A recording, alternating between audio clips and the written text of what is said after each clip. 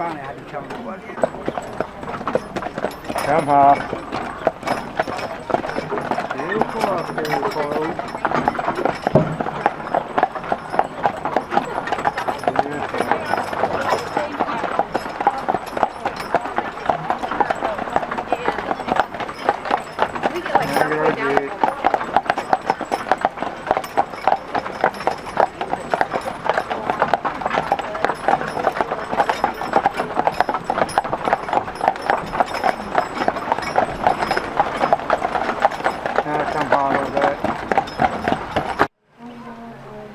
All right, today we're at the Maple Syrup Festival at Malabar Farm State Park. Behind me, you can see the sugar cabin. We're going to take a little tour and see what kind of stuff is going on today. Looks pretty interesting. Came up here with a horse-drawn carriage. That was pretty cool. All right, this is apparently the Sugar Bush Trail. We're going to find out about all kinds of things maple syrup related. In Ohio would have made their maple syrup. I'm not dressed as a primitive Indian today. I'm dressed as a 1750s Wyandot warrior, basically the French and Indian War. But the Indians, the primitive Indians, would have had animal skins on them. And this is the way they would have made it, because there's no metal pots, pre-European contact. As you can see, I'm after pre-European contact, because my great coat is actually a military coat. And we had metal axes, which we wouldn't have had that before European contact. So this is strictly a primitive way the Indians would have did this in Ohio. And the idea, this was actual sap in here from the maple tree, and they would take river cane. This is a section of river cane, and they would take a thorn or whatever and dig out the center because it's hollow, okay? And they would tap that into the tree, and they would collect it in gourds or slippery elm bark containers like this. This come off a slippery elm tree, and when it comes off, it's very, very pliable, and you can tie it, prop it open with sticks, and when it gets hard, it's a hard container. Wow. And you thought the white man had the first Tupperware. But they would have hundreds of these. We didn't have to go door to door for it. We just went out to Mother Nature, and Mother Nature gave it to us. Yeah. But they would collect this, and once it was collected, and this is just an example, their logs would have been 10 foot long and 3 foot wide, and there have been multiple logs. A lot of people would be doing this, kids, women. I imagine the men did help some, because they wanted to taste. But yeah, we did help a little bit. It was very labor intensive. If the kids were able to walk, they collected wood. So the women would feed the men, keep the fires going, transfer rocks. Oh. Dancing India! No! I didn't mean to do that. No, that's what I know you did. Smell that? Smell that. Smell that? This smells like maple sugar cotton candy, doesn't it? I can smell it. Yeah, let me hold it up here. Smells like Now stand back. You might dance if I drop this. Smell it? I can smell it. I didn't really smell it. But if we had enough hot rocks and a lot of help, we could keep this in a boil. But the problem today, this is actual sap we don't have anymore. Once we boil this down, we got to go to water as a demonstration. But we're about getting there now. But this was very, very gritty. I mean, they strained it somehow. We don't know exactly the way they did it, but it was lost to history. But to get some of that sand and grit out, they did, but it's still very gritty. And what happened to the Indians, they liked it so well, they'd wear the enamel off their teeth.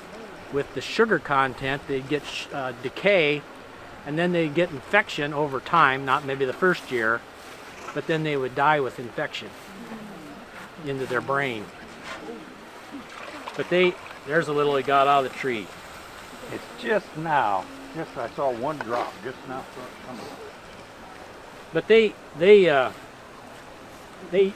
when it came off the thing, they would just eat it, put it on meats and things, and just eat it. Now the only way they had to store it, because this will spoil if it's not refrigerated, they would cook it down to crystalline form, which is maple sugar, and they would put it in On this side crude of the tree, molds and pack this it. just had one little drop. And then if on I it. was on the trail as a warrior and This I just wanted gonna a start little running maple on this syrup, side I'd get before that it pack gets out, to the shade. put a little water with it, Yes, heat it up over the because of the fire, sun. and then I would have I just maple saw one little drop syrup come out of again this for whatever file I on this wanted to side. use it. Now one of the delicacies of the Wyandotte, that's what I represent as the Wyandotte warrior from 1750.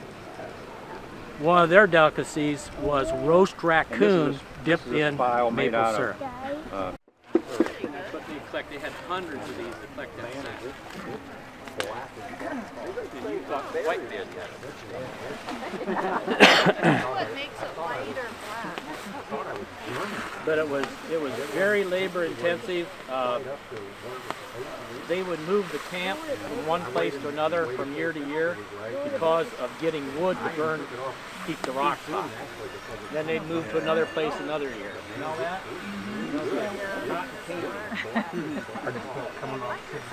Now, if we were just to keep transferring rocks back and forth, in about 20 minutes, we could get this truck to boil. But the way things are working, we don't have a whole lot of wood. We boil all this sap. The sap's not running very well today. We'd be boiling water by the end of the day.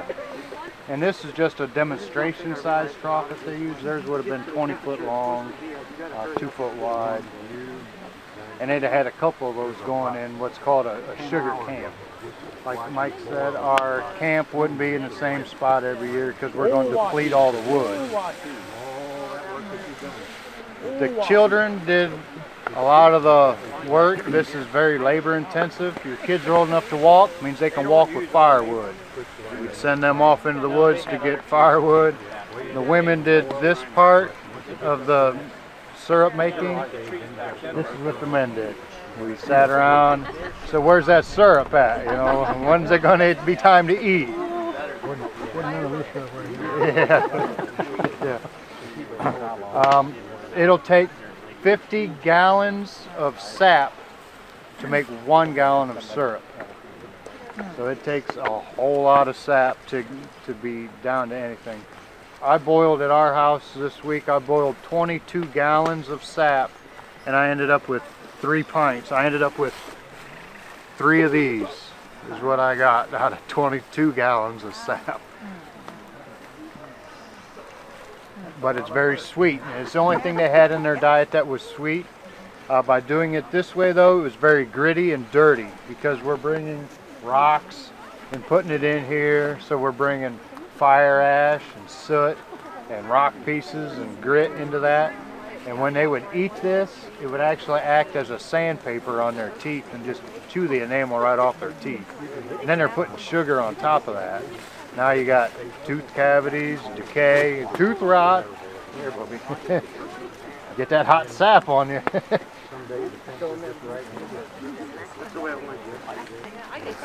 You're welcome. Yeah.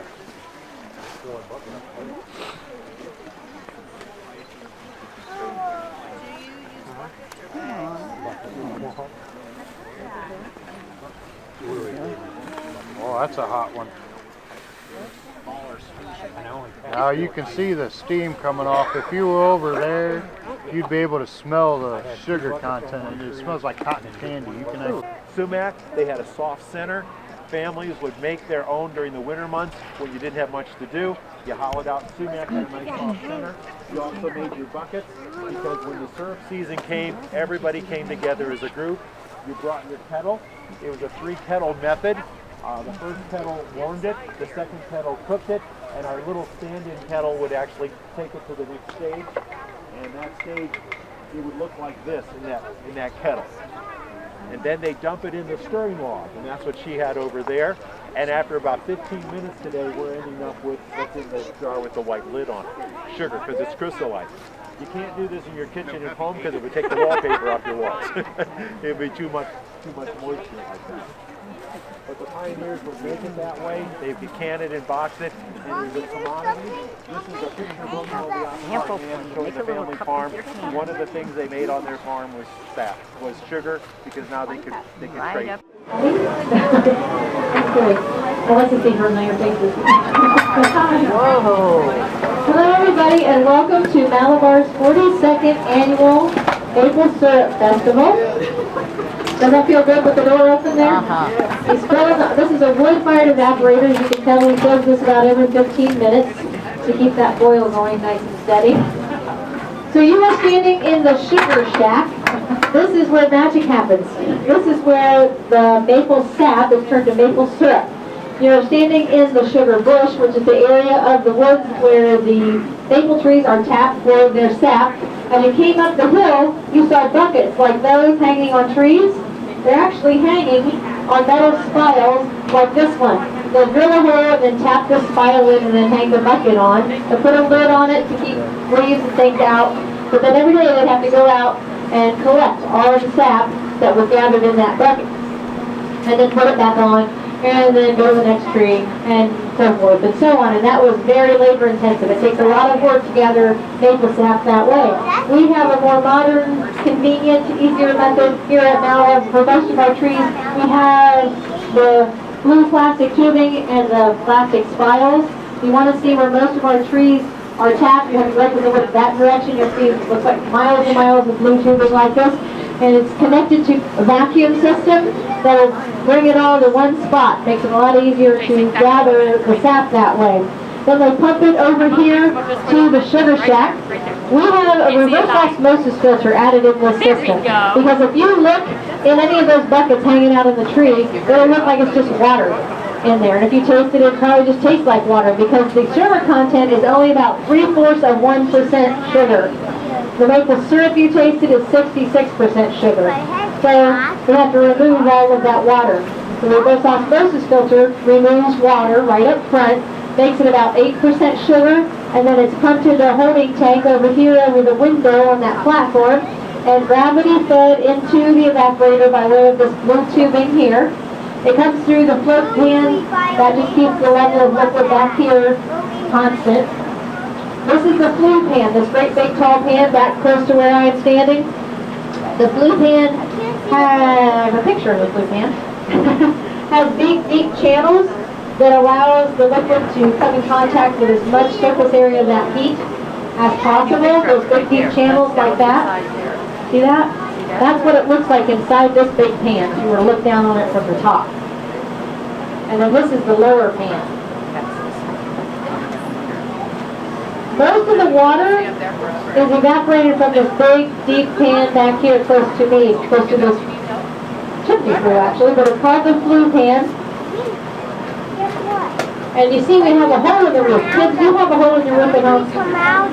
Do your house have a hole in the roof? The rain would come in, wouldn't it? Yeah, so you don't have a hole in your roof, but we'd have to have a hole in this roof or all that water would be stuck in here. That's not smoke, that's steam. That's all water that's escaping through the hole in the roof. All of that water is boiling out. So this is what the top pan or the flue pan looks like inside, and this is what the lower pan looks like inside from the top down. So as the water's boiling off and this liquid's getting heavier, it's going to flow down into this pan. It's thicker, it flows down in here. That means the sugar content is concentrating, getting higher and higher. The boiling point of syrup is about 7 degrees above the boiling point of water. Typically that's 212 and 219, but depending on the barometric pressure of the day, that will fluctuate a bit. He said it's about 220 and a half right now. So when that temperature gauge, that thermometer, reaches that temperature, he'll take out a sample with this and then float a hydrometer in it. And when that red line there is floating with, even with the top of the can, he knows that the density of that liquid is syrup. It's 66% sugar. It is actually syrup. So at that point, he can attach this plastic tubing here to the evaporator spigot there, open the valve, and draw off the syrup. It runs through a filter. This big contraption on the table over there is a filter. It filters out what we call sugar sand. These are just the naturally occurring minerals that will be in the sap of the tree. As the tree draws up water and such, it takes up these minerals to help it grow. So when you boil that down, it kind of concentrates and you get some of this in your syrup. It's not going to harm you. It's not going to hurt you at all. If you go buy maple syrup from someone who doesn't get all that filtered out, another producer, it's not harmful. It's a little gritty though. And so since no one really likes sandy pancakes, we filter it out and then we bottle it right here and we sell it to you. 100% pure maple syrup, nothing added, just the water boiled out. So this is sugar sand. This kind of looks like that. Guess you could brush your teeth with it. It would be good. Polish your teeth. So that's what that is. We sell it to you as 100% pure maple syrup. If you go to the grocery store and you buy pancake syrup, even if you buy the big name brands like Log Cabin and Mrs. Butterworth's and all those, you are not buying maple syrup. You're buying corn syrup that is artificially flavored with a maple flavoring. The bottle, these are old bottles, and they used to have 2% maple syrup and the rest was corn syrup. Now they've even taken that out. So you pretty much have to buy the pure maple syrup to get any real maple syrup anymore. Typically, Ohio ranked about 4th in production, 4th or 5th, depending on the year, of maple production in the United States. Of course, Vermont and some of the other northeastern states produce more than here, and Canada produced the most. Unfortunately, we've kind of had some crazy weather in Ohio the past few years. It's been a little rough on the maple producers because we've had a really quick, warm spring. The maple season traditionally went from like mid-February through March, and so the best 2 weeks were usually these first 2 weekends in March, when the temperatures at night would be below freezing for a few hours at night, at least a few hours of like 28, 30 degrees, and then warm up to like 50 degrees during the day. That tells the tree it's time to start, hey, spring's coming, and it's time to start growing, it's time to get that sap growing. Unfortunately, we have like 4 days of 70 degrees during the day and then, 40 degrees at night. That's not good for that sap. Plus, right there.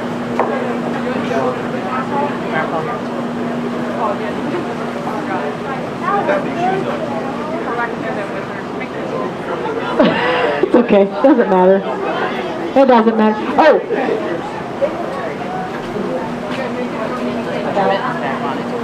Today going up.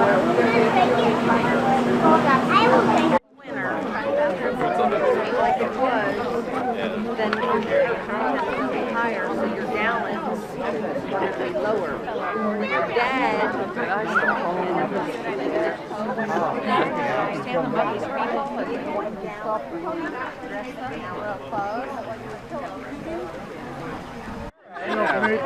Okay, where's the dog on my pants?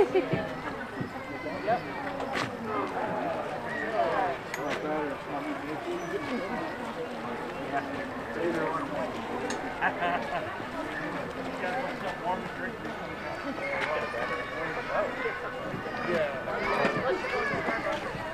I can see if there's one back there.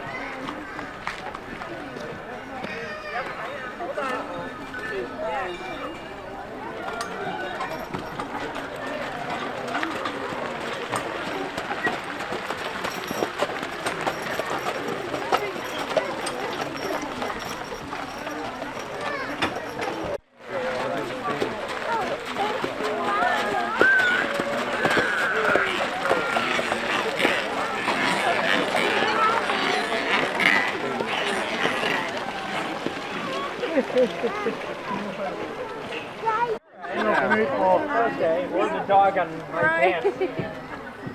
Yep.